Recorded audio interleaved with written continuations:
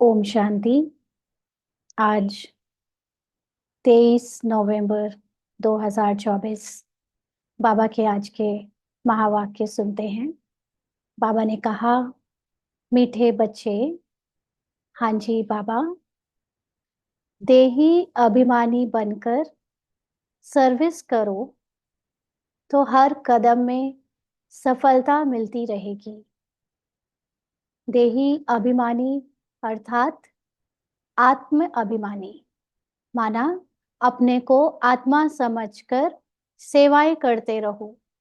कोई भी सेवा, चाहे वो घर गृहस्थी में रहने का पार्ट में जो दूसरों के लिए कोई भी कर्म कर रहे हैं, कर्तव्य कर रहे हैं, वो भी सेवा है। चाहे वो ज्ञान में हम अनेक जिज्ञासुओं को ज्ञान देने का कार्य कर रहे हैं वो भी सेवा है। कोई स्थूल रूप में कुछ कर रहे हैं सेवाएं, वो सब भी सेवा है। चाहे ऑफिस में करें किसी के लिए कोई काम, वो भी सेवा है। बिजनेस में करें, वो भी सेवा है। तो हर समय अपने को आत्मा समझकर हम शरीर का पार्ट जब बजाते हैं तो उसको कहते हैं आत्म अभिमानी या देही अभिमानी बनकर सेवा करना या सर्विस करना। तो हर कदम में सफलता मिलती रहेगी। तो सफलता का मतलब आपकी सोल कॉन्शियस स्थिति और ज्यादा बढ़ती रहेगी, क्योंकि हम सबका यहाँ फाइनल लक्ष्य यही है कि हम निरंतर आत्माभिमानी स्थिति को प्राप्त कर लें। निरंतर सोल कॉन्शियस जैसे देवी देवता होते हैं सतयुग में, उनके अंदर बिल्कुल भी देह का भान नहीं होता, पूरी तरह से अपने आत्मिक स्वरूप में स्थित होते हैं। वैसे ही हमको अब आखिरी में बाबा कहते हैं ना, आदि सो अंत। आदि में जैसे सतयुगी देवी देवता एकदम सोल कॉन्शियस होते हैं, सो अंत में भी हम सब जो देवी देवता बनने वाले हैं वो सोल कॉन्शियस स्थिति के साथ शरीर छोड़े। तो इसलिए ये जो देही अभिमानी बन के अब रोल प्ले करने से, सोल कॉन्शियस स्थिति में रोल प्ले करने से हर कदम में हमारी सोल कॉन्शियस स्थिति और बढ़ती जाएगी और निरंतर हो जाएगी। इसको कहते हैं सफलता मिलती रहेगी। आज का प्रश्न है किस स्मृति में रहो तो देह अभिमान नहीं आएगा? किस स्मृति में रहो तो देह अभिमान नहीं आएगा? तो देह अभिमान बहुत होता है, बहुत कुछ देह अभिमान में आ जाता है। इसकी डिटेल अभी समझेंगे। बाबा ने पहले उत्तर जो दिया वो सुनते हैं। बाबा ने कहा, सदा स्मृति रहे कि हम गॉडली सर्वेंट हैं। सर्वेंट को कभी भी देह अभिमान नहीं आ सकता। जितना जितना योग में रहेंगे उतना देह अभिमान टूटता जाएगा। तो देह अभिमान हम सब में अच्छा खासा है। चाहे हम वो घर गृहस्थी में रहते हुए लौकिक की सेवा करें, यानी उनकी जिम्मेदारियां निभाएं, चाहे हम अलौकिक परिवार में यज्ञ में सेवाएं करें, हम सबके अंदर अपने गुणों की, विशेषताओं की, कर्मों की, जिम्मेदारियों की और अलग अलग भाव स्वभाव की, संस्कारों की, संकल्पों की, इन सब की बहुत पहचाने हैं। और यही पहचान देह अभिमान कहलाती है ये मैं करता हूँ, ये मेरी जिम्मेदारी है, ये मेरी विशेषता है, मैं इसमें कमजोर हूँ। ये हर चीज का जो भान है, पार्ट में रोल में जो भी हमको मिला है, वो देह अभिमान में आता है। तो अगर हमें ये याद रहे कि हम गॉडली सर्वेंट हैं, गॉडली सर्वेंट का मतलब अब हमारा जो ये ज्ञान से नया जन्म हुआ, ये ईश्वरीय सेवा के लिए है। ईश्वरीय सेवा के लिए ईश्वर ने हमको जो भी जिम्मेदारी दी है, जो भी हमसे वो सेवा कराए, हमको जो विशेषता या गुण दे, हमारे द्वारा जो भी दूर दूर तक किसी के लिए कोई योगदान कराए, वो सब परमात्मा का दिया हुआ है, भगवान का दिया हुआ है, बाबा का दिया हुआ है। तो उसमें किसी भी चीज में हमारी खुद की रग या खुद का अभिमान नहीं आएगा कि ये मेरा है, कि मेरे में विशेषता है, कि ये मेरा ज्ञान है, कि मेरी सेवा है या मेरी जिम्मेवारी है। ऐसा कोई उसके अंदर फिर अभिमान नहीं आ सकता। तो सर्वेंट को, क्योंकि कोई भी सर्वेंट जैसे घर में भी होते हैं या किसी के ऑफिस में या बिजनेस में भी जो सर्वेंट होते हैं, है ना, तो क्या होता है कि वो सब एक एक काम मालिक से पूछ कर करते हैं, कौन सा काम कैसे कहाँ करना है, और उसकी जिम्मेवारी फिर मालिक की होती है कि सर्वेंट से अपने काम को ठीक से कराए। तो वो सर्वेंट को जो कहता है सर्वेंट वैसा करता है। तो इस समय हमको गॉड ने यानी परमात्मा ने, बाबा ने जो भी सेवाएं दी, जो भी गुण दिए, शक्तियां दी, या जो भी पार्ट में विशेषताएं दी, है ना, सब कुछ बाबा ने दिया। यहाँ तक कि हमारे द्वारा जो भी लोग ज्ञान में आते हैं वो सब भी बाबा ने भेजे। बाबा ने उनकी सेवा कराने के लिए गुण और विशेषताओं से भी हमको भरा। जो आज हमारे अंदर ज्ञान है, उस ज्ञान को सुनाकर जो हम वाहवाही पा लेते हैं, वो भी बाबा ने दिया। तो कहीं भी अभिमान आने की कोई गुंजाइश नहीं रह जाएगी। इसलिए अपने को सर्वेंट समझना है। और यहाँ तक कि लौकिक में भी जो जिम्मेदारियां हम हमारे द्वारा निभाई जा रही हैं, वो भी परमात्मा के द्वारा वो रोल में मिली है। इसलिए उसको अभी अभिमान नहीं आएगा। तो जितना जितना हम योग में रहेंगे, माना जितना हम अपने को आत्मा समझ के रहेंगे, उतना देह अभिमान टूटता जाएगा। माना शरीर के द्वारा रोल में जो कुछ भी हमें अहंकार या पहचान के रूप में हमारे अंदर बनती जा रही है पहचाने, वो मिट जाएंगी और हम टोटली आत्माभिमानी हो जाएंगे। आज दूसरा प्रश्न भी है, देह अभिमानियों को ड्रामा अनुसार कौन सा दंड मिल जाता है? अब क्योंकि बाबा यहाँ पर अपने बच्चों से बात कर रहा है, तो बच्चों में यानी ब्राह्मण बीकेज में देह अभिमानी की बात करें। क्योंकि बाहर की तो जो बातें हैं वो तो सब जानते हैं, जो लोग ज्ञान में नहीं है उनके लिए तो सबको आंसर पता होगा। लेकिन हम बीकेज की बात करेंगे क्योंकि बाबा के बच्चे वही हैं, है ना। तो देह अभिमानियों को ड्रामा अनुसार कौन सा दंड मिल जाता है? माना बाबा का बच्चा बनने के बाद भी अगर हमने शरीर की रोल की पहचानों को बुद्धि से छोड़ा नहीं, और ये शरीर की पहचानों से अपने पार्ट में अभिमान दिखाया, तो कौन सा दंड मिलेगा? बाबा ने उत्तर दिया, या मिल जाता है, उनकी बुद्धि में यह ज्ञान बैठता ही नहीं है। साहूकार लोगों में धन के कारण देह अभिमान रहता है, इसलिए वह इस ज्ञान को समझ नहीं सकते। यह भी दंड मिल जाता है। गरीब सहज समझ लेते हैं। तो हद की बुद्धि में के अकॉर्डिंग तो अगर देखें तो साहूकार का मतलब जिनके पास धन होता है वो ज्ञान को नहीं समझते, क्योंकि उनके पास अपने धन का, साधनों का, उसका अहंकार होता है। लेकिन यहाँ पर बात जब बाबा अपने बच्चों से कर रहा है, तो उसमें साहूकार और गरीब का मतलब कुछ और है। साहूकार का मतलब है जिनके अंदर इस समय गुणों की, विशेषताओं की बाबा ने रोल में उनको प्राप्तियां दी हैं। किसी किसी के अंदर नेचुरली बहुत नेचर यानी उनका व्यवहार बहुत शांति वाला है, दूसरों का सम्मान करने वाला है, सबको सेवा करके खुश करने वाला है, या विशेषताओं वाला है, ऐसा साहूकार। और किसी किसी का जो गरीब वाला पार्ट है, यानी किसी के अंदर क्रोध ज्यादा है, किसी के अंदर कमियां ज्यादा है, जो कि आम रूप में कईयों को दुख देती है या उनको खुद को दुख देती है, ऐसे बाबा के जो बच्चे हैं वो इस ज्ञान को सहज समझते हैं। क्योंकि वो अपने को समझते हैं कि अभी हमें अपने अंदर बहुत परिवर्तन लाना है, हमें अभी बहुत चेंजेस लाने हैं, इसलिए वो लगन से ज्ञान को उठाते हैं। अपना पार्ट में जो कमियां दिखती है उसका उनको कोई अहंकार नहीं कर सकते, क्योंकि वो उसको मिटाना चाहते हैं।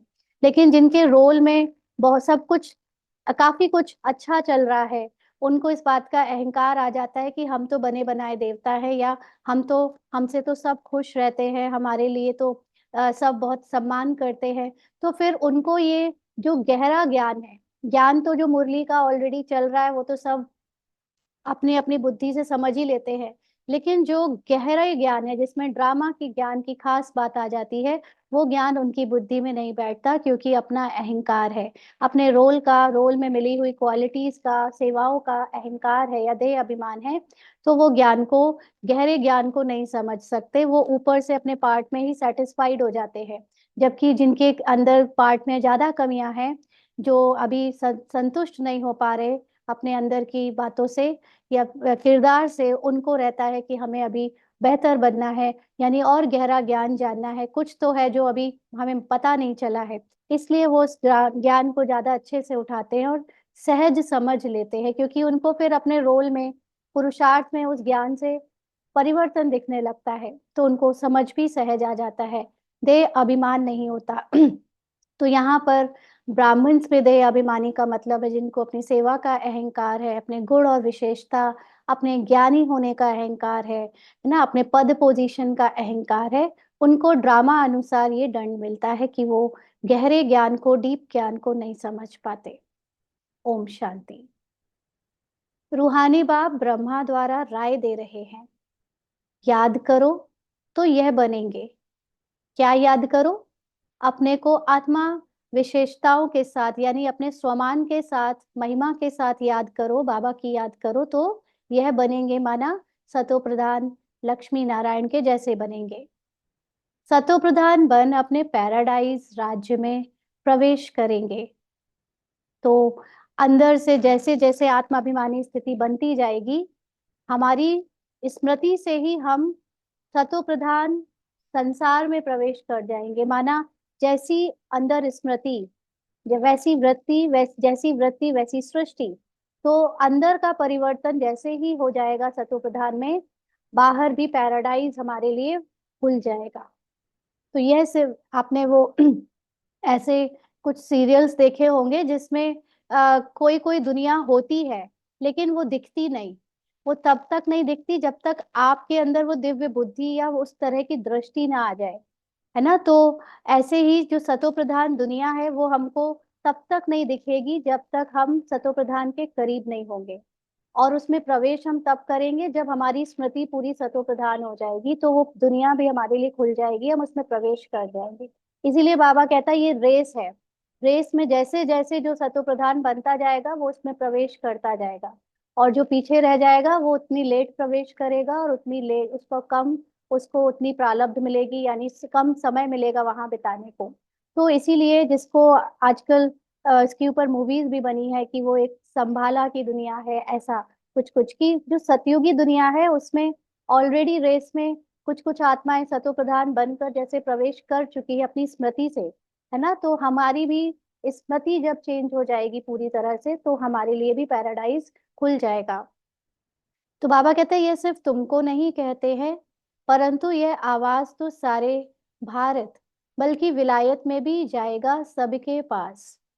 अब आप मुझे नहीं पता आपने देखा या नहीं, लेकिन इसको अभी बहुत सारे ऐसे दूसरे लोगों के यूट्यूब में वीडियो सजेशंस आते हैं जहां पर वो लोग बात कर रहे हैं कंप्लीटली नई दुनिया की। कोई कहता है 5D दुनिया, कोई कह रहा है एक पूरी सतयुग वर्ड कम यूज करते हैं लोग, लेकिन एक नई दुनिया जहां सब सुखी होंगे, ऐसे संसार की बातें बहुत मास लेवल पे अब होने लगी हैं। बड़े बड़े जितने भी समझदार जो इस फील्ड में इंटरेस्ट रखते हैं वो लोग कहने लगे कि बहुत जल्दी भारत में या पूरे विश्व में एक परिवर्तन आने वाला है।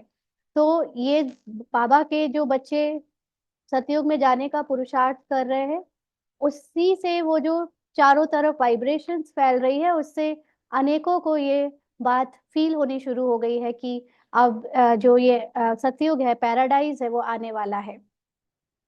तो बाबा कहते हैं, हाँ जी, तो बाबा कहते हैं बहुतों को साक्षात्कार भी होगा। और ये भी रियलिटी है कि अब स्पिरिचुअलिटी की जैसे एक बाढ़ आ गई है। अपने अपने लेवल की बुद्धि के अनुसार लोग कहीं भी किसी भी संस्था में जा रहे हैं स्पिरिचुअलिटी को सीखने, मेडिटेशन को सीखने। लेकिन अब अनेकों को ऐसा फील होने लगा है कि हमें खुद को बदलना है, हमें खुद को बेटर बनाना है।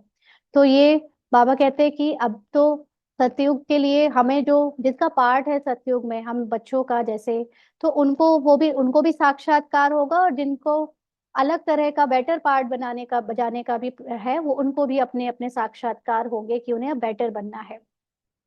तो यहाँ पे बाबा कहता है कि किसका साक्षात्कार होना चाहिए? वह भी बुद्धि से काम लेना चाहिए। बाप ब्रह्मा द्वारा ही साक्षात्कार करा कर कहते हैं, प्रिंस बनना है तो जाओ ब्रह्मा या ब्राह्मणों के पास।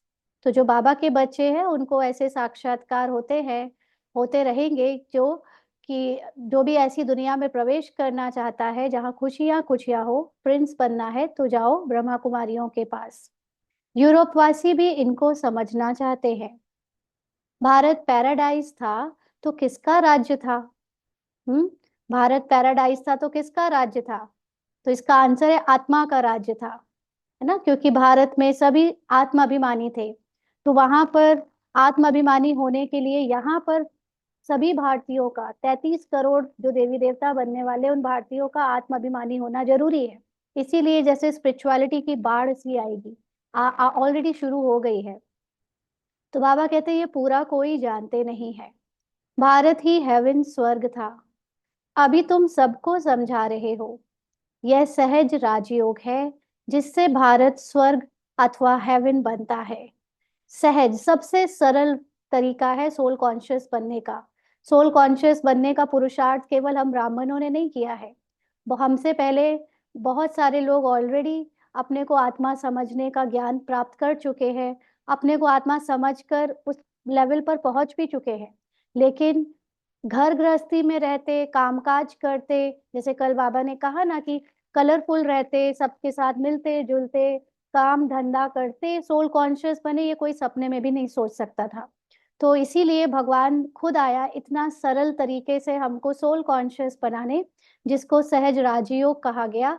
और उसी तरीके से बहुत इजी वे से बाबा हम भारतीयों को या हम गृहस्थी में रहने वालों को भी सोल कॉन्शियस बनाकर अथवा भारत को स्वर्ग बनाकर जाता है, हेवन बनाता है। तो विलायत वालों को फिर भी की बुद्धि फिर भी बहुत कुछ अच्छी है ना, क्योंकि बाबा कहता है उनकी रजो बुद्धि है, वो बाद में आए हैं, तो अभी उनका इतना गिरना नहीं हुआ। उनकी रजो बुद्धि में ही ज्ञान मिल गया, तो उनका गिरावट भी शायद तमो प्रधानता की तरफ बहुत शॉर्ट पीरियड की हो, क्योंकि होती सबकी है, तमो प्रधानता तक बुद्धि पहुंचती तो सबकी है, लेकिन फिर भी रजो में ही वो पकड़ लेते हैं अगर, तो उनको ज्ञान हो जाता है कि वो तमो की तरफ जा रहे हैं, तो वो जल्दी से उससे निकल आते हैं।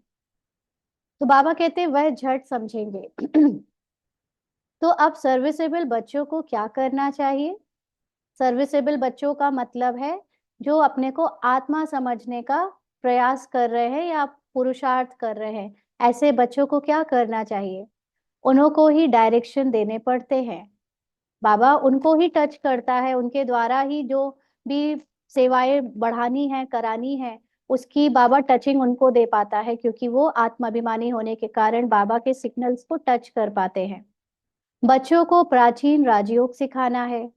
सब प्राचीन का मतलब सबसे पुराना, और सबसे पुराना राजयोग मतलब सोल कॉन्शियस होना। तुम्हारे पास म्यूजियम, प्रदर्शनी आदि में बहुत आते हैं, ओपिनियन लिखते हैं कि ये बहुत अच्छा कार्य कर रहे हैं, परंतु खुद समझते नहीं हैं। थोड़ा कुछ टच होता है तो आते हैं, फिर भी गरीब अपना अच्छा भाग्य बनाएंगे और समझने का पुरुषार्थ करेंगे। साहूकारों को तो पुरुषार्थ करना नहीं है, दे अभिमान बहुत है ना, तो ड्रामा अनुसार जैसे बाबा ने दंड दे दिया है, फिर भी उन द्वारा आवाज कराना पड़ता है। तो अगेन इसमें सेम दो बातें आ जाती है। एक, जब हम हद की बुद्धि से सुनते हैं तो वही बात कि जो साहूकार और गरीब, मतलब यहाँ के स्थूल धन से गरीब और स्थूल धन से साहूकार, तो जो स्थूल धन वाले हैं वो भी पुरुषार्थ करने यानी ज्ञान में नहीं आते, कम आते हैं, और जो स्थूल धन में गरीब है वो ज्ञान में ज्ञान लेने आ जाते हैं जल्दी।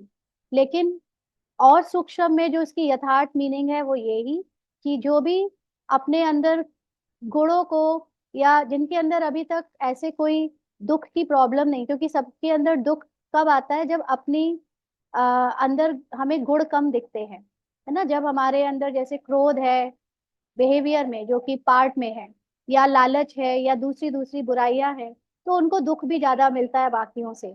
तो ऐसे जो बच्चे होते हैं जिनको दुख ज्यादा लग रहा है अपने अंदर फील, तो वो बच्चे जल्दी समझते हैं कि हमको बेहतर बनना है, तो यहाँ आकर आराम से पुरुषार्थ करने के लिए रेडी हो जाते हैं। लेकिन जिनको अभी पार्ट में कोई खास दुख का पार्ट नहीं मिला है, माना सब उनसे सेटिस्फाइड हैं, क्योंकि उनके अंदर ठीक ठाक गुण है, यानी विशेषताएं हैं, व्यवहार भी बहुत बुरा नहीं, अच्छा है, सब तारीफ करते हैं, तो उनको उस बात का देह अभिमान होता है कि हमें क्या पुरुषार्थ करना, हम तो पहले से ही देवता जैसे हैं। तो ऐसे बच्चे जो देह अभिमान में, क्योंकि वो गुण या वो विशेषता उनको रोल में मिली है, पार्ट में मिली है, कि वो किसी से लड़ते नहीं, वो किसी से फंसते नहीं, वो उनके अंदर क्रोध करना नहीं है, उनके अंदर दूसरी दूसरी बुराइयां नहीं है, बीड़ी सिगरेट दारू नहीं पीते, तो ये उनको इस बात का भी अभिमान रहता है। तो ये चीजें जो ड्रामा ने उनके पार्ट में रोल में दी है, अगर वो उसका अभिमान करते हैं तो जैसे ये उनका दंड है कि वो सोल कॉन्शियस बनने का पुरुषार्थ नहीं करते। यानी बाबा के बनने के बाद भी कई बच्चे ऐसे हैं जो कहते हैं हमारे अंदर सब अच्छाइयाँ हैं, हमारे अंदर बहुत अच्छाई है, तो उसका घमंड करते हैं। उनके अंदर ज्ञान भी अच्छा है, उसका घमंड करते हैं। तो वो आत्माभिमानी स्थिति बनाने में ज्यादा मेहनत नहीं करते। और लेकिन फिर भी बाबा ने कहा उनके द्वारा आवाज कराना पड़ता है, माना उनको सेवा में आगे बढ़ाकर दिखाना पड़ता है उनको, कि क्योंकि सबसे पहले देखने में तो पर्सनालिटी ही आती है। जब हम सेवाओं में जाते हैं तो जो लोग ऑडियंस या बाहर दूसरे नए लोग होते हैं वो हमारी चाल चलन बोल आदि ही देखते हैं। तो जो लोगों के बोल चाल में चाल चलन में पहले से ही गुण है, यानी विशेषताएं हैं जिनको ड्रामा ने विशेषता दी, उनके द्वारा सेवाओं को बढ़ाना पड़ता है, क्योंकि वो अ, इस तरह से प्लान्ड वे में उनकी पर्सनालिटी होती है कि लोग उनको अच्छा समझते हैं। लेकिन जरूरी नहीं कि वो अंदर से सोल कॉन्शियस हो। तो इसलिए उनके द्वारा आवाज बाबा फैलवाता है। तो बाबा कहते हैं विलायत वाले तो यह नॉलेज चाहते हैं, सुनकर बहुत खुश हो जाए ना। जो नॉलेज, वैसे भी भारत की एक खासियत है कि भारत वाले अपनी चीजों की खुद कभी ज्यादा इम्पोर्टेंस समझते नहीं, है ना। जब वही चीज विदेशी करते हैं तो बहुत जल्दी उनको कैच होता है कि हमको भी वो करना है, उसमें विदेशी टाइटल लग जाए तो और जल्दी करते हैं। तो इसी तरह जब ये ज्ञान लेकर विदेशी लोग बांटना शुरू कर देते हैं तो फिर भारतीय भी सुनकर सोचते हैं कि हम भी करें। तो बाबा कहते हैं कि गवर्नमेंट के ऑफिसर्स पिछाड़ी कितनी मेहनत करते हैं, परंतु उन्हें फुर्सत ही नहीं है। यानी बाबा की जो बच्चे हैं वो कितनी सेवा करने के लिए गवर्नमेंट ऑफिसर्स के पास बार बार जाते हैं, उनको समझाते हैं, लेकिन वो लोग फुर्सत ही नहीं निकालते। उन्हों को भले घर बैठे साक्षात्कार भी हो जाए तो भी बुद्धि में नहीं आएगा। माना उन्हें चाहे ब्रह्मा बाबा का चाहे कोई कोई भी चीज का साक्षात्कार करा भी दिया जाए तो वो खुद को नहीं सोचेंगे कि वो जाए और ज्ञान ले या मेडिटेशन सीखे। तो बच्चों को बाबा राय देते हैं ओपिनियन अच्छी अच्छी इकट्ठी करके उनका एक अच्छा किताब बनावे। राय दे सकते हैं, देखो कितना सबको ये अच्छा लगता है, क्योंकि वो लोग, इतनी सारी सेवाएं होती है यज्ञ में जिसमें सरकारी अधिकारी आते जाते रहते हैं, लेकिन बहुत कम लोग हैं जो कोर्स करें, ज्ञान को उठाएं, पुरुषार्थ करें। तो भले ही वो थोड़े से समय के लिए आते हैं तो उनसे ओपिनियन लिखवा ले, ताकि सबको दिखा सके कि देखो ये लोगों ने भी राय दी है, फीडबैक दिया है ब्रह्मा कुमारियों के बारे में। तो बाबा कहते विलायत वाले व भारतवासी भी सहज राजयोग जानना चाहते हैं, यानी इजली वे में कैसे सुख को प्राप्त करें ये जानना चाहते हैं, शांति को कैसे प्राप्त करें। भले ही उनको नाम नहीं पता कि सहज राजयोग क्या है, लेकिन वो बहुत लोग हैं जो मेडिटेशन सीखना चाहते हैं। स्वर्ग के देवी देवताओं की राजाई जो सहज राजयोग से भारत को प्राप्त होती है, तो क्यों ना यह म्यूजियम गवर्नमेंट हाउस में अंदर लगा दे, जहाँ कॉन्फ्रेंस आदि होती रहती है। यह ख्यालात बच्चों के चलने चाहिए, अभी टाइम लगेगा। हाँ, बाबा उस समय कह रहा था अभी टाइम लगेगा, इतनी जल्दी नर्म बुद्धि नहीं होगी। यानी पहले धरनी बनाई जाती है ना किसी चीज को, एकदम कोई नया आइडिया दो किसी को तो तुरंत वो बुद्धि रिजेक्ट कर देती, क्योंकि आदत नहीं है चेंज की। और लेकिन धीमे धीमे वो बात उसको बार बार दिखाते रहो, सुनाते रहो, तो वो थोड़ा सा इजी हो जाते हैं और एक्सेप्ट कर पाते हैं चेंज के लिए। तो इसी तरह यहाँ पर बाबा कहते हैं टाइम लगेगा। गोदरेज का ताला बुद्धि को लगा हुआ है, अभी आवाज निकले तो रेवोल्यूशन हो जाए। माना भीड़ की भीड़ जो है वो ज्ञान लेने के लिए आ जाए। हाँ, होना जरूर है, एक दिन ऐसा भी होगा जरूर। बोलो गवर्नमेंट हाउस में भी म्यूजियम हो तो बहुत फॉरेनर्स भी आकर देखें। विजय तो बच्चों की जरूर होनी है। हम्म। तो यानी जो बच्चे अभी सोल कॉन्शियस होकर आत्माभिमानी भारत बनाने का पुरुषार्थ कर रहे हैं और उन सेवाएं कर रहे हैं, उनको ये इस बात में सफलता जरूर मिलनी है। तो ख्यालात चलने चाहिए, देही अभिमानी को ही ऐसे ऐसे ख्याल आएंगे कि क्या करना चाहिए, जो विचारों को मालूम पड़े और बाप से वर्षा लेवे। तो बाबा ने आज एक इम्पोर्टेंट बात बोली, देही अभिमानी को ही ऐसे ऐसे ख्याल आएंगे कि क्या करना चाहिए। जो प्लानिंग होती है वो, जो आत्माभिमानी होकर जीते हैं या रहते हैं नेचुरली, जिनका अभ्यास होता है, उनको अलग अलग प्लान बाबा से टच होते हैं, ताकि क्योंकि उनके अंदर जो सेवा का आ, कहना चाहिए भाव होता है, वो सतो प्रधान होता है। वो आ, स्वार्थ रहित होकर सेवा करने के बारे में सोचते हैं, इसलिए उनके अंदर जो टचिंग होती है वो उन्हें सफलता प्राप्त कराती है। जबकि जो लोग अपनी विशेषताओं को देखकर, अपने पद को देखकर या अभिमान में आकर प्लानिंग करते हैं और आइडियाज देते हैं, उनको सफलता उतनी नहीं मिलती, क्योंकि उनके अंदर जो भाव है वो स्वार्थ का है कि ये मैंने आइडिया दिया है, मेरी बात मानी जाए, और मैं बहुत होशियार हूँ, मैं बहुत जानता हूँ। तो इसलिए उनको बाबा टच नहीं कर सकता, क्योंकि बुद्धि में अभी भी रजो या तमो बुद्धि का भाव है, और वो भाव सेवा का उनको जो भी आता है उसमें अपना स्वार्थ ज्यादा होता है। तो इसलिए देही अभिमानियों को ऐसा ख्याल आता है। बाबा कहते हैं हम लिखते भी हैं बिगर कोई खर्चा। हाँ, तो अच्छे अच्छे जो बच्चे आते हैं राय देते हैं, क्योंकि यहाँ पर तो बिगर खर्चा बाबा इतना ऊंचा ज्ञान दे रहा है। डिप्टी प्राइम मिनिस्टर ओपनिंग करने आते हैं, फिर प्राइम मिनिस्टर, प्रेसिडेंट भी आएंगे। बाबा ने उसी वक्त भविष्यवाणी कर दी थी कि प्राइम मिनिस्टर और प्रेसिडेंट भी आएंगे आपके यहाँ ओपनिंग करने, क्योंकि उन्हों को भी जाकर बताएंगे यह तो वंडरफुल नॉलेज है। सच्ची शांति तो ऐसे स्थापन होती है। जचता है ना, क्योंकि आज सारी सरकारें, सारे देश की सरकारें जो है वो चिंतित हैं कि क्या क्या टर्ब्यूलेंस दुनिया में हो रहा है, और कभी उनके ही साथ, उनके ही देश के अंदर ही ऐसा सिविल राइट्स होने लगे तो क्या करेंगे। तो जब उनको सच्ची शांति के बारे में पता चलता है तो उन्हें बहुत अच्छा लगता है, जचता है। तो वो भी इंटरेस्टेड होंगे हमारे यहाँ आने के लिए, जो कि अब होने लगा है।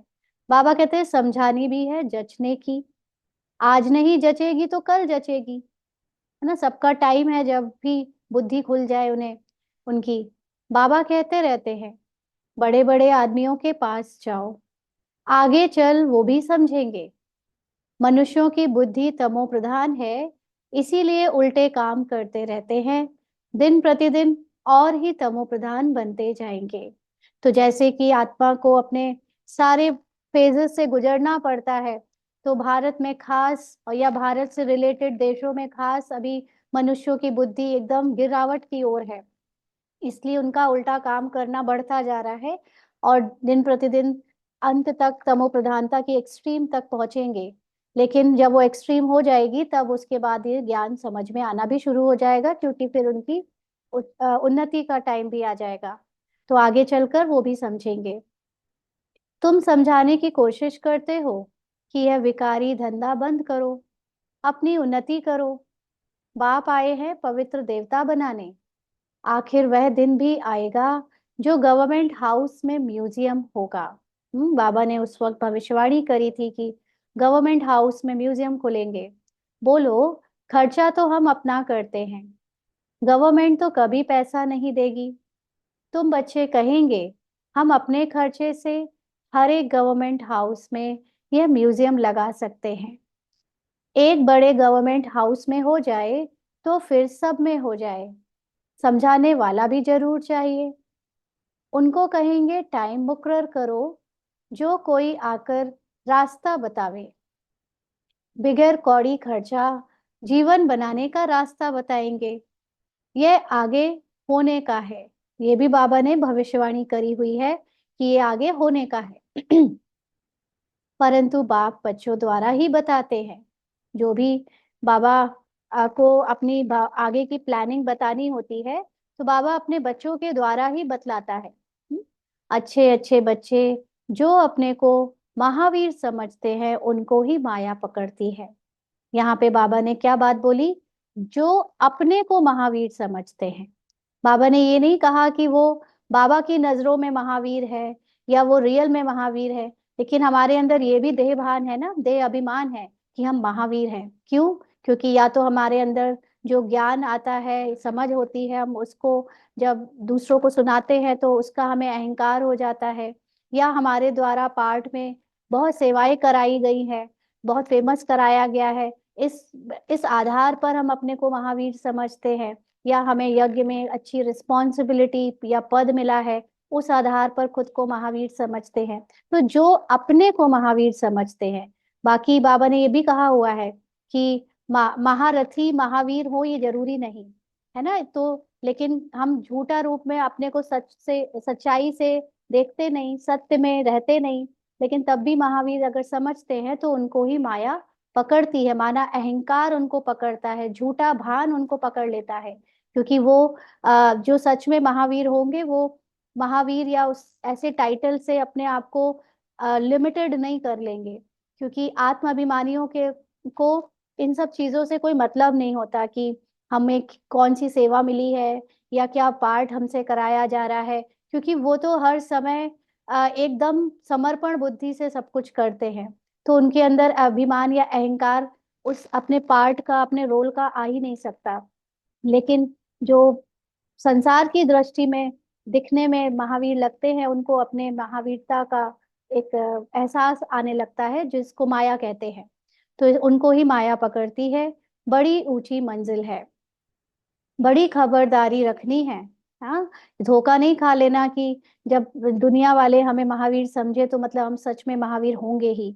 ये बहुत, क्योंकि सूक्ष्म में बात है ना। क्योंकि आत्म अभिमानी स्थिति बहुत सूक्ष्म चीज है, और इसमें हम बाहर की संसार से खुद को अगर जज करें तो धोखा हो जाता है।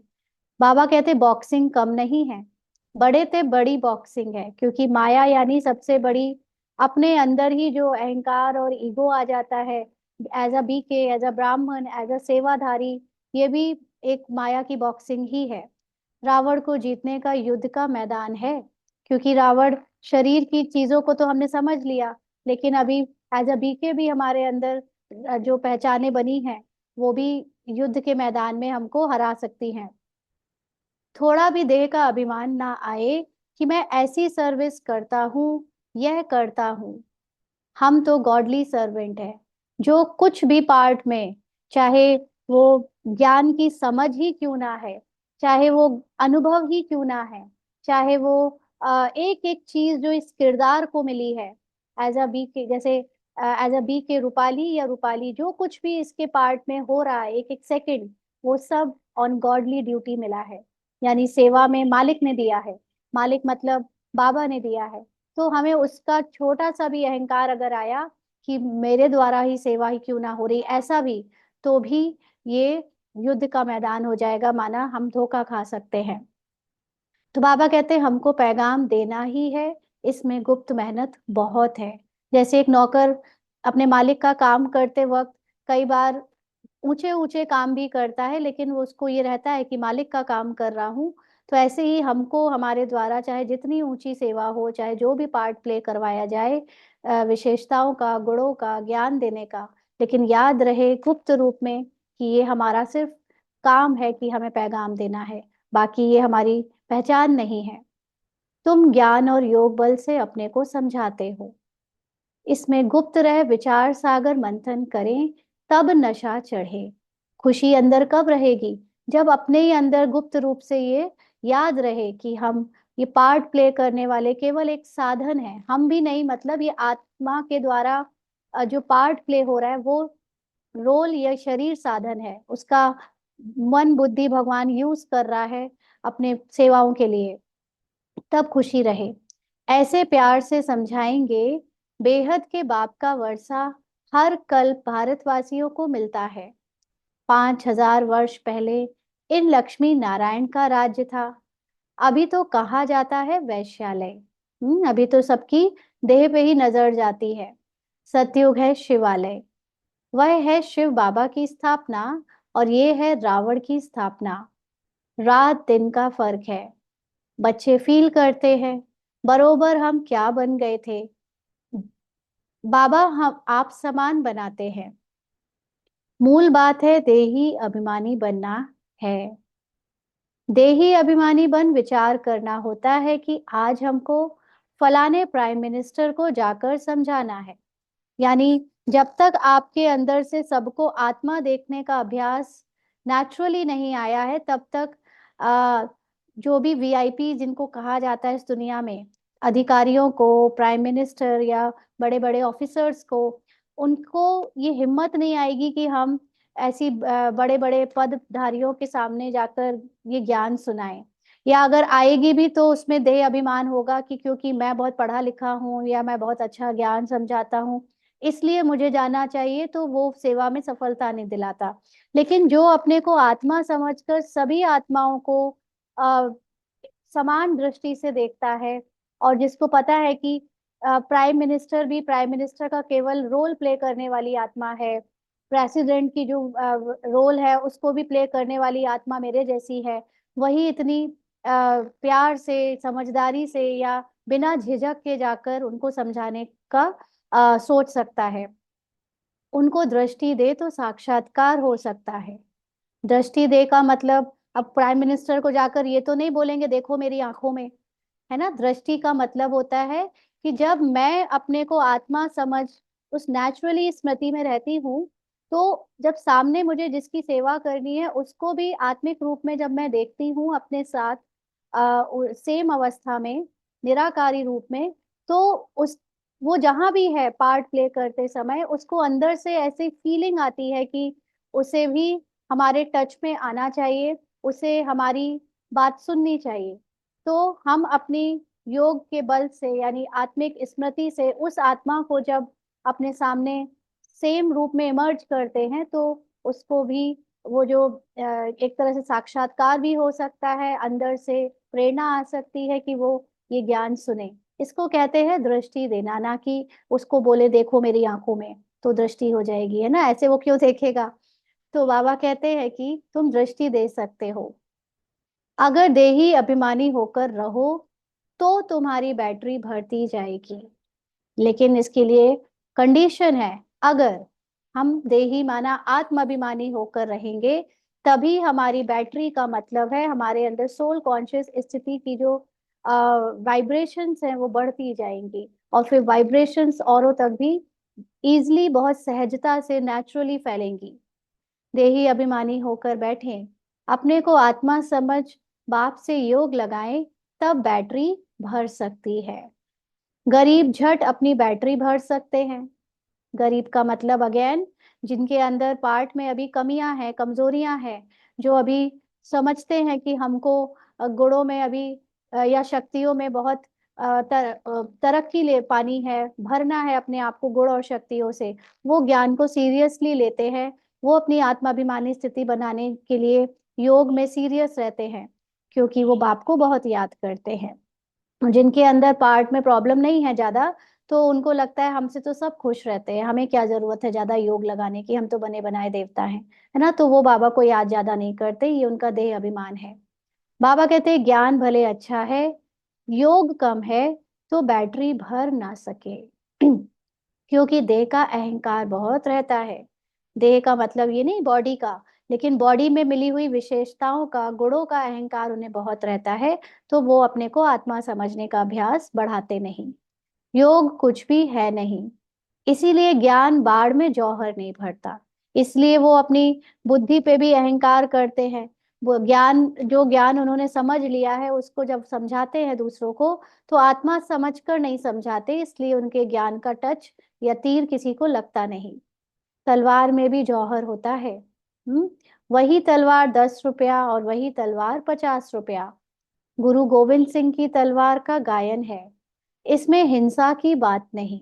हाँ, तलवार का मतलब जो आपके अंदर समझ है और जो स्थिति है, जो स्मृति है, वो स्मृति जब आप उस स्थिति पे टिक कर किसी को कुछ समझाते हो, तो उसका जो असर होता है दूसरों पर, उसको कहते हैं जौहर।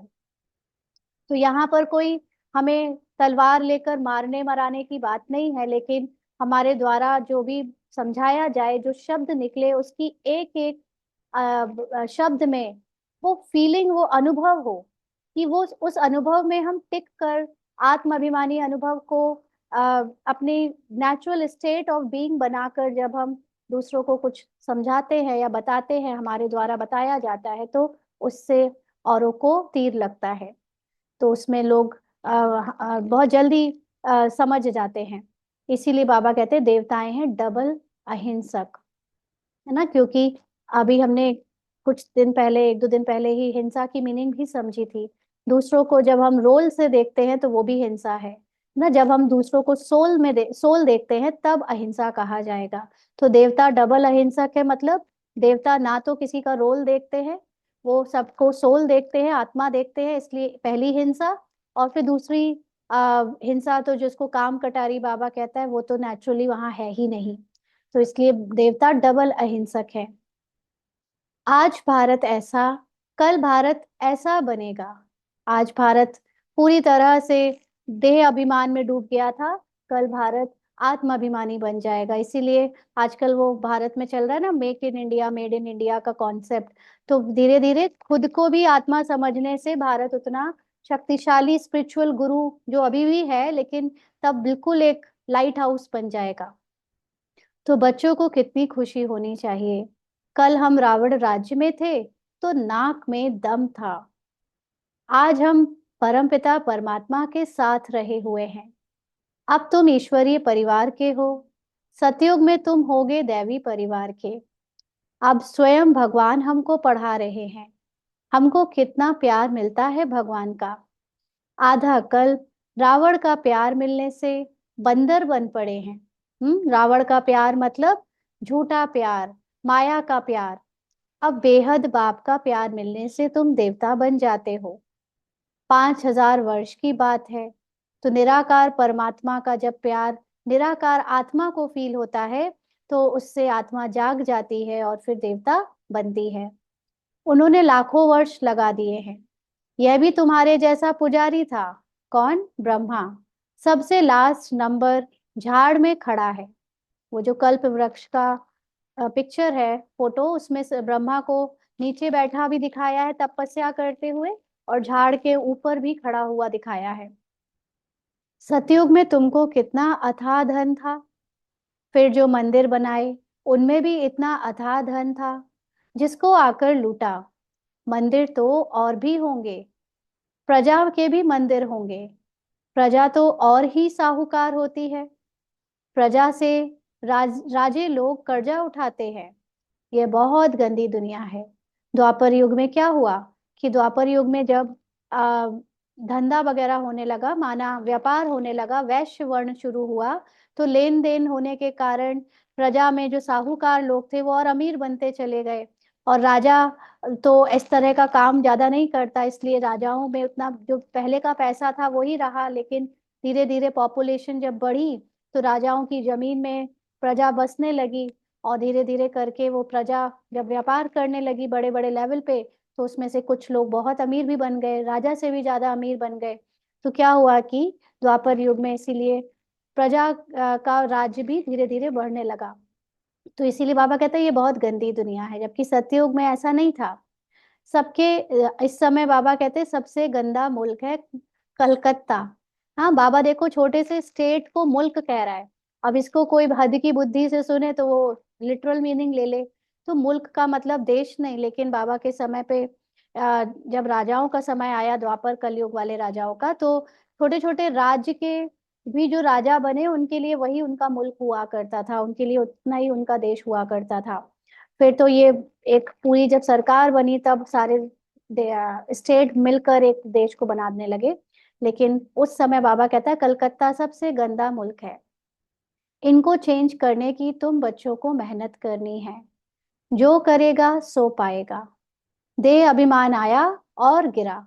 माना मेहनत भी करो लेकिन उसका अभिमान भी नहीं करो, क्योंकि जो मेहनत कराई जाएगी वो ड्रामा कराएगा, बाबा कराएगा। जो गुण शक्तियां विशेषता ज्ञान जो देगा वो भी ड्रामा और बाबा देगा। उसमें तुम्हारा अपना क्या है जिसमें हम उसका घमंड करें, और जिसने घमंड किया वो गया, गिरा। तो बाबा कहते मन मनाभव का अर्थ नहीं समझते। हाँ, मन को बाबा के मन से मैच करो, ये अर्थ सब नहीं जानते। सिर्फ श्लोक कंठ कर लेते हैं, ज्ञान तो उनमें हो ना सके। सिवाय तुम ब्राह्मणों के कोई मठ पंथ वाला देवता बन ना सके। जितने भी सत्संग कराने वाले या दूसरे स्पिरिचुअल ऑर्गेनाइजेशन है, कहीं पर कोई भी किसी को देवता नहीं बना सकता। प्रजापिता ब्रह्मा कुमार कुमारियां ब्राह्मण बनने बगैर देवता कैसे बन सकेंगे? क्योंकि सोल कॉन्शियस स्टेट में लाना कोई मासी का घर नहीं है। और सोल कॉन्शियस स्टेट में लाने के लिए जो खुद सोल है, निराकार है, वही जब आकर सिखाए तो ही कोई सोल कॉन्शियस बन सकता है। तो इसलिए जब परमात्मा स्वयं आकर हमको अपनी अवस्था से उठाने के लिए ज्ञान देता है, तभी कोई देवता बन सकता है। जिनको कहते हैं कि भगवान ब्रह्मा कुमार कुमारियों के पास आकर ज्ञान देता है। तो बाबा कहते हैं जो कल पहले बने हैं वही बनेंगे। टाइम लगता है। झाड़ बड़ा हो गया तो फिर वृद्धि को पाता जाएगा। चीटी मार्ग से विहंग मार्ग होगा। कहाँ तो एक एक आत्मा पर इतना टाइम देकर पहले सेवा होती थी, और अब ग्रुप में, है ना, कई कई 100 लोगों को साथ साथ ज्ञान दिया जाता है, हजारों लोगों को साथ में ज्ञान दिया जाता है। तो बाप समझाते हैं, मीठे बच्चों, बाप को याद करो, स्वदर्शन चक्र फिराओ। तो अभी सभी आत्माभिमानी होकर अपने सभी रोल्स को, आदि से अंत तक के रोल को याद करेंगे, बाबा के साथ साक्षी होकर।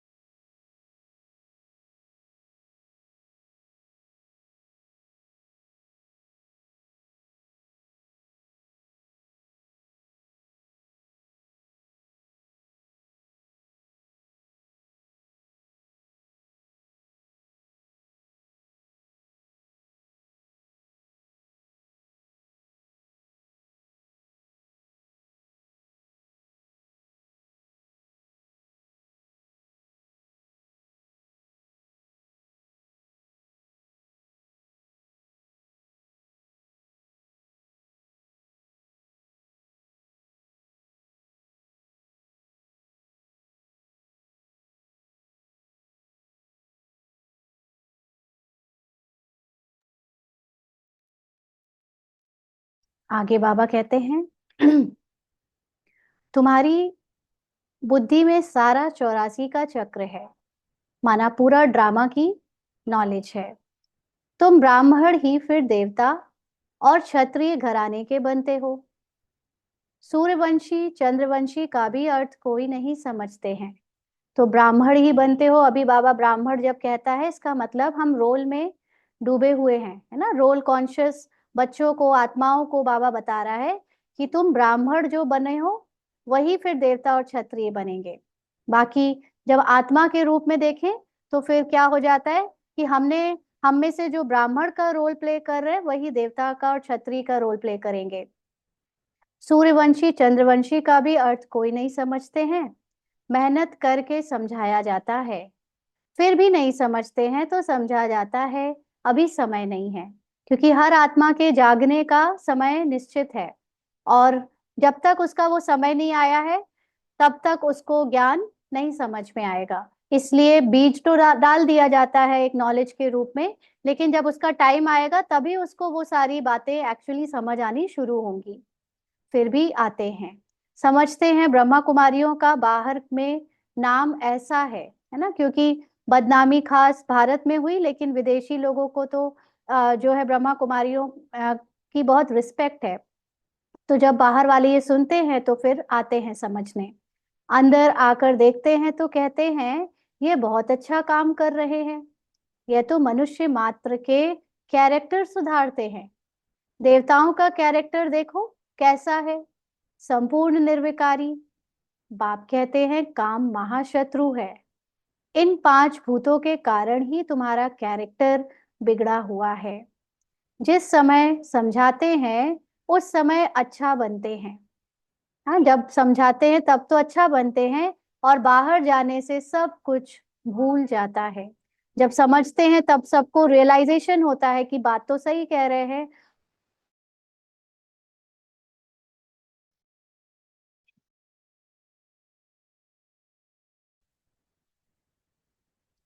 तो बाबा कहते हैं कि जब बाहर जाते हैं तो सब भूल जाते हैं, क्योंकि बाहर का रंग रूप, बाहर की दुनिया के जो भी कैरेक्टर है वो दिखने में आते हैं तो उसी में फिर से रम जाते हैं। तब कहते हैं सौ सौ करे श्रृंगार, डैश डैश डैश। हाँ, बाबा की कोई ये बात, कोई मुहावरा होगा, मुझे नहीं पता। तो यह बाबा गाली नहीं देते, समझाते। माना कितने बार श्रृंगार करा लेकिन फिर से अपना श्रृंगार खराब कर लेते हैं, इतना समझाया फिर जाकर वैसे ही बन जाते हैं। दैवी चलन रखो, क्रोध में आकर भौंकते क्यों हो। हाँ, स्वर्ग में क्रोध होता नहीं। बाप कुछ भी सामने समझाते थे, कभी भी गुस्सा नहीं आता था। बाबा सब रिफाइन करके समझाते हैं। ड्रामा कायदे अनुसार चलता रहता है, ड्रामा में कोई भूल नहीं है। तो लेकिन ड्रामा जो समझे ठीक से तब, है ना, नहीं तो हम लोग ड्रामा में जब अपने पार्ट को देखते हैं तो कई बार समझते हैं कि यहाँ पर जो हम तो बाबा के जैसे नहीं हैं। बाबा तो कहता है बाबा को कभी गुस्सा नहीं आता था, और यहाँ पर हमारे पार्ट में तो अभी कुछ कुछ प्रॉब्लम्स आ जाती हैं, तो इसलिए फिर मूंझ जाते हैं कि हम तो शायद कभी बन ही नहीं पाएंगे। लेकिन ड्रामा में कोई भूल नहीं है। माना सब बातें जो भी रोल में सबके आ रही हैं वो एक्यूरेट ऐसी ही आनी थी, ऐसी ही नूंद है। तो जब जो चीज नूंद है उसके लिए हमको अपने अंदर आ, स्मृति में जो है वो पार्ट को देखकर अपनी आत्मा की स्मृति को भुलाना नहीं है। अनादि अविनाशी बना हुआ है, जो एक्ट अच्छी चलती है फिर 5,000 वर्ष के बाद होगी। कई कहते हैं यह पहाड़ी टूटी फिर कैसे बनेगी। अब देखो, ये जो सारी चीजें हैं ना, कि अभी बाबा इसको कैसे बता रहा है फिर समझेंगे। नाटक देखो, महल टूटे, फिर नाटक रिपीट होगा तो वही बने हुए महल दिखेंगे। ये हूबहू रिपीट होता रहता है। समझने की भी ब्रेन चाहिए। कौन सी ब्रेन चाहिए? हद की बुद्धि से ये नहीं समझा जा सकता। इसको समझने के लिए आपको दिव्य बुद्धि खोलनी पड़ेगी, है ना। तो बाबा कहते हैं कोई की बुद्धि में बैठना बड़ा मुश्किल होता है। तो आज जो शाम की क्लास है उसमें हम लोग जो टॉपिक लेने वाले हैं कि कैसे संकल्पों से, कैसे ये जो देख ड्रामा, हम ऑलरेडी इसको कई बार समझ चुके हैं, बट नए नए लोग जब ज्वाइन करते हैं तो उनको फिर से वही हो जाता है कि आ, ये कैसे हुआ, ये कैसे हुआ। तो जो चीज ड्रामा में रिकॉर्डेड है ही पहले से, जिसको कभी शूट नहीं किया गया, वो एज इट इज कैसे हो सकती है? वो केवल तब हो सकती है जब वो रियल ना हो, झूठी हो, है ना। यानी जैसे जो मूवी सीडी में या प्रोजेक्टर पर चलती है तो वो क्या है, वो मूवी बनी बनाई है, as it is just play हो रही है। तो ये ड्रामा भी as it is just play हो रहा है, जिसको हम बहुत स्थूल दुनिया देखते हैं, जो लगती है कि स्थूल है, और उसमें हम एक्टर रोल प्ले कर रहे हैं, हम कर्म कर रहे हैं तो उसका फल बन रहा है, तो फल बन रहा है तो हमारे जन्म हो रहे हैं, हम एक शरीर से दूसरे शरीर में प्रवेश कर रहे हैं। ये सब जो ड्रामा में डूबे हुए हैं उनको जागना पड़ेगा। उनको जब वो बाहर आकर देखेंगे कि कैसे हूबहू कोई चीज रिपीट हो सकती है, जब हम उसके अंदर से निकल कर बाहर से देखें, तब साक्षी होकर देखें, तब समझ आ सकता है। तब वो एक्चुअली बुद्धि को, जिसको बाबा कहते हैं समझने की ब्रेन चाहिए। हाँ, तो ये बहुत मुश्किल होता है समझाना, हर किसी को नहीं समझ में आता कि कैसे ये सारी चीजें वैसे ही खड़ी हो जाएंगी। उनको तो लगता है कि वो दुनिया वैसे बनेगी तो हम उसके अंदर जो है वो एज इट इज हम एक्टर्स हैं, लेकिन एक्चुअली हम एक्टर भी नहीं, हम एक्टर के बाहर बैठकर बाबा के जैसे देखने वाले साक्षी हैं। तो समझाया जाता है धीमे धीमे, पहले ABCD, फिर सेंटेंस बनाना, फिर सेंटेंस बनाने से फिर ऐसे लिखना, फिर पूरी पूरी नॉलेज। तो ये लेवल के अकॉर्डिंग समझ में आना शुरू होता है। तो बाबा कहते हैं वर्ल्ड की हिस्ट्री ज्योग्राफी है ना, राम राज्य में देवी देवताओं का राज्य था, उन्हों की पूजा होती थी। बाप ने समझाया है तुम ही पूजे और तुम ही पुजारी बनते हो। ये सब कहाँ चल रहा है? ये एक बनी बनाई मूवी के अंदर चल रहा है कि राम राज्य आया, फिर उनकी पूजा हुई, इस तरह से ये सारी कहानी बनी बनाई है। इसमें कुछ भी नया नहीं है, और ऐसा नहीं है कि हम कर्म करेंगे तो फल मिलेगा। कर्म करना भी ड्रामा में पहले से फिक्स्ड है, उसका फल भी ड्रामा में फिक्स्ड है। इसलिए हाँ, जब हम ये कहते हैं कि हम अकर्ता है, अभोक्ता है, असोचता है, तब उसको जो अनुभव कर पाए वही ये ज्ञान को समझ सकता है। बाबा कहते हैं हम सो का अर्थ भी बच्चों को समझाया है। हम सो देवता, हम सो क्षत्रिय, यानी हम ही सारे रोल में बारी बारी प्ले करते हैं। बाजोली है ना, चक्र है, इनको अच्छी तरह समझना है और समझाने की कोशिश करनी है। बाबा ऐसे नहीं कहते कि धंधा छोड़ो, नहीं, सिर्फ सतो प्रधान बनना है। हाँ, अगर ड्रामा के अंदर रहना ही है तो सारे काम काज छोड़कर करेंगे भी क्या, और ही जीवन मनुष्य सा हो जाएगा। सब कुछ करते रहो लेकिन ज्ञान अगर अंदर चलता रहे, ड्रामा का सत्य ज्ञान मिल जाए और आत्मा परमात्मा की सच्ची समझ मिल जाए, तो फिर देखो कितना मजा आता है। वही नौकरी, वही घर गृहस्थी संभालने में बड़े से बड़े काम भी कर पाएंगे, लेकिन अंदर से देवताओं की तरह एकदम हल्के होंगे, फरिश्तों की तरह हल्के होंगे। इसलिए ये ज्ञान बहुत आपको उड़ाता है, ना कि मनुष्य सा बोरिंग बना देता है। तो बाबा कहते हैं सिर्फ सतो प्रधान बनना है, अंदर से स्मृति केवल आपको अपनी शुद्धता, शुद्ध पवित्र आत्मा की रखनी है। हिस्ट्री ज्योग्राफी का राज समझकर समझाओ। मूल बात है मन, मना, भव। लेकिन वो सब समझ में कब आएगा, जब मन, मना, भव यानी अपनी आत्मा की स्थिति में, सत्य की स्थिति में बाबा के समान अपने मन को मैच करेंगे। तब अपने को आत्मा समझ कर बाप को याद करो तो सतो प्रधान बनेंगे। याद की यात्रा है नंबर 1। बाप कहते हैं मैं सब बच्चों को साथ ले जाऊंगा। सतयुग में कितने थोड़े मनुष्य हैं, कलयुग में इतने ढेर मनुष्य हैं, कौन सबको वापस ले जाएगा। वापस ले जाएगा का मतलब ऐसा नहीं कि कोई ऐसे बाबा हमको उड़ा कर ले जाएगा, लेकिन बाबा अपने जैसा हमको निराकार स्थिति में टिका देगा। इसको कहते हैं वापस ले जाना। इतने सारे जंगल की सफाई किसने की, माना अभी इतने सारे रोल प्ले करने वाले एक्टर आ गए हैं, अब इन सब का एक्ट खत्म हो रहा है, तो उनको अभी कॉस्ट्यूम छोड़ना पड़ेगा और अपने अपने स्थान पर, यानी जिसको कहते हैं अपनी अवस्था, जो उनकी कॉन्शियसनेस की हाईएस्ट होगी उसमें बैठना पड़ेगा, वेट करना पड़ेगा दोबारा से उनके पार्ट की स्टार्टिंग होने का। तो ये सारी सफाई होनी है। बाबा कहते हैं बागवान खिवैया बाप को ही कहते हैं, वही दुख से छुड़ाकर उस पार ले जाते हैं। पढ़ाई कितनी मीठी लगती है ना, मुरली सुनकर अंदर कितनी खुशी आ जाती है, क्योंकि knowledge is source of income. तो ये कोई हरे नोट या पीला सोने की बात नहीं है, लेकिन आत्मा के जागने की बात है। जितनी ज्यादा नॉलेज होगी उतना ज्यादा आत्मा जागती जाएगी। तुमको कारून का खजाना मिलता है। ये नॉलेज जिसको मिल जाए वो बड़े से बड़ी पावरफुल हस्ती से भी ज्यादा पावरफुल हो जाता है।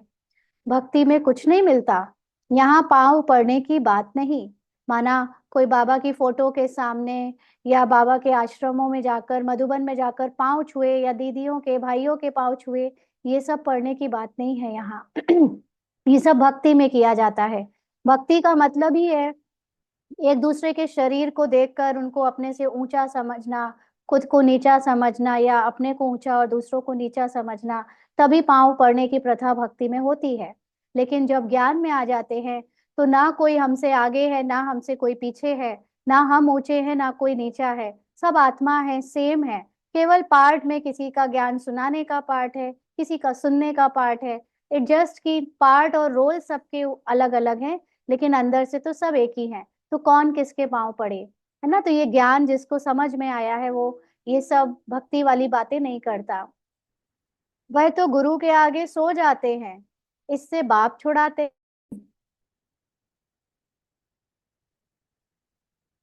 तो बाबा कहते हैं यहाँ पांव पड़ने की बात नहीं, वह तो गुरु के आगे सो जाते हैं, इससे बाप छुड़ाते हैं।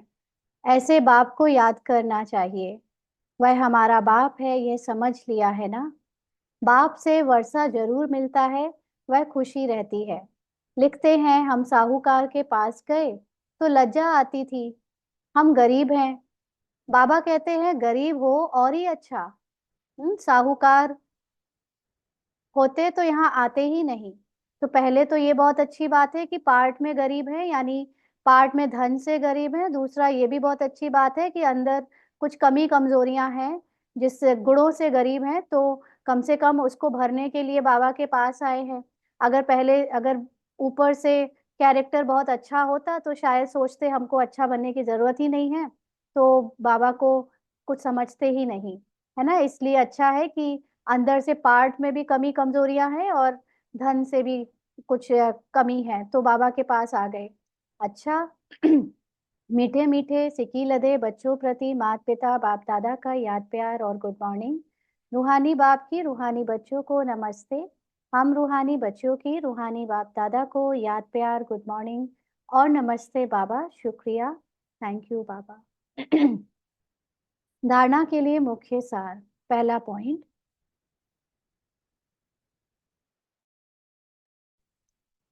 फर्स्ट पॉइंट, सदा इसी खुशी व नशे में रहना है कि अभी हम ईश्वरीय परिवार के हैं। स्वयं भगवान हमें पढ़ा रहे हैं, उनका प्यार हमें मिल रहा है, जिस प्यार से हम देवता बनेंगे। तो ये खुशी रहे कि भगवान के बच्चे हैं, जो कुछ दिया है भगवान ने दिया है, परमात्मा ने ड्रामा में हमें यहाँ तक कि गुण, विशेषताएं, अवगुण भी, सब कुछ। तो जब ये सब कुछ ये रहेगा कि भगवान ने दिया, तो हमें उसको मिटाने के लिए, उसको खत्म करने के लिए भगवान की जो मदद मिलेगी उसका अभिमान नहीं आएगा, और हमेशा अपने पुरुषार्थ में आगे बढ़ेंगे। ज्ञान के प्रति हमारी बहुत जिज्ञासा रहेगी। इस बने बनाए ड्रामा को एक्यूरेट समझना है, इसमें कोई भूल हो नहीं सकती। जो एक्ट हुई फिर रिपीट होगी, इस बात को अच्छे दिमाग से समझकर चलो तो कभी गुस्सा नहीं आएगा। कभी कभी किसी किसी के पार्ट को देखकर हम लोग उसको रोल में वैसा का वैसा देखकर भूल जाते हैं ना कि ये पार्ट है, केवल रोल है, और हम उसको वैसा सच समझकर जज करके रिएक्ट कर देते हैं। तो अगर किसी के पार्ट में इरिटेट करने का भी पार्ट है, परेशान करने का भी पार्ट है, कुछ ना समझने का भी पार्ट है, तो वो भी एक्यूरेट है, कहीं ना कहीं उससे हमारी आत्मिक अवस्था का पेपर होना है। इसलिए जब ये सब अच्छे से समझ लेंगे तो गुस्सा नहीं आएगा। वरदान है, तूफान को तोहफा यानी गिफ्ट समझ सहज क्रॉस करने वाले संपूर्ण और संपन्न भव। तूफान को तोहफा गिफ्ट समझकर सहज क्रॉस करने वाले संपूर्ण और संपन्न भव। जब सभी को लक्ष्य संपूर्ण और संपन्न बनने का है, तो छोटी छोटी बातों में घबराओ नहीं। मूर्ति बन रहे हो तो कुछ हैमर तो लगेंगे ही। जो जितना आगे होता है उसको तूफान भी सबसे ज्यादा क्रॉस करने होते हैं, लेकिन वो तूफान उन्हों को तूफान नहीं लगता, तोहफा लगता है। यह तूफान भी अनुभवी बनने की गिफ्ट बन जाते हैं। इसीलिए विघ्नों को वेलकम करो और अनुभवी बनते आगे बढ़ते चलो। तो जैसे कल बाबा ने मुरली में कहा था ना कि पेपर कहाँ से आते, पेपर ऊपर से आते हैं। ऊपर से आने का मतलब जब हम अपनी लक्ष्य को बहुत ऊंचा बना लेते हैं, तो वो ऊंचा लक्ष्य ही हमको ऐसे ऐसे विघ्नों के रूप में सीढ़ी फेंकता है, यानी ऐसे विघन फेंकता है जिस पर चढ़कर, यानी जिसको क्रॉस करके हम और ऊपर बढ़ते चले जाते हैं। तो जो भी तूफान हमें एज अ तूफान लगते हैं, अगर उसको हम गिफ्ट समझें, उस विघन को हम गिफ्ट समझें, अपनी आत्मोन्नति के लिए एक सीढ़ी समझें, तो हमारे उसको पार करते ही हम और अनुभवी बनते जाएंगे और ऊपर बढ़ते जाएंगे, आगे बढ़ते चलेंगे, सोल कॉन्शियस स्थिति हमारी बढ़ती जाएगी। इसलिए ये सारे पेपर जो आते हैं वो तूफान नहीं, तोहफा है। ऐसे संपूर्ण और जो जान लेता है, ऐसी माया को जो समझ लेता है, वो संपूर्ण और संपन्न अपने को बहुत नेचुरली अनुभव कर पाता है। स्लोगन है, अलबेलेपन को समाप्त करना है तो स्व चिंतन में रहते हुए स्व की चेकिंग करो। अलबेलापन मतलब पार्ट में हम सही जा रहे हैं या हमने अभी अपने को बहुत इजी ले लिया है, यानी पुरुषार्थ को हम ठीक से समझ नहीं पाए हैं। ये अगर जानना है तो पहले तो अपना चिंतन करो, स्व की चेकिंग करो, माना मैं आत्मा अपने को क्या समझती हूँ, कैसा अनुभव करती हूँ, उसका चिंतन करो। तो ऑटोमेटिकली जो अभी तक हमने पुरुषार्थ में सब कुछ ढीला छोड़ दिया था, वो होल्ड में आने लगता है, आप उसकी उस पर अटेंशन रखने लगते हो, तो वो अलबेलापन समाप्त हो जाता है।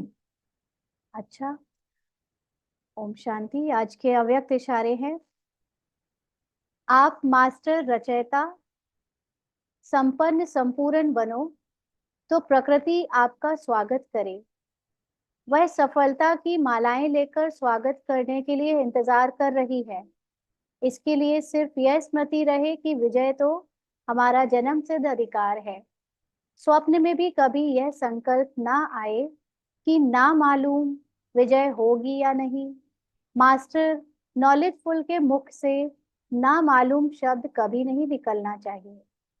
तो मास्टर रचयिता का मतलब है आत्मा जब अपने संपन्न संपूर्णता को जानती है कि मैं हूं ही आत्मा, उसकी जो ये निश्चय बुद्धि उसकी अंदर जो पार्ट है निश्चय बुद्धि का नॉलेज है, वो उसको नॉलेजफुल की स्थिति में रखकर कभी उसको ये कमजोरी का संकल्प नहीं दे सकती कि ना मालूम मैं ये बनूंगा कि नहीं बनूंगा। क्योंकि ऐसी आत्मा जो निश्चय बुद्धि है उसको तो पूरा निश्चय है ही कि हम आत्मा है ही। तो ये उसका जन्म।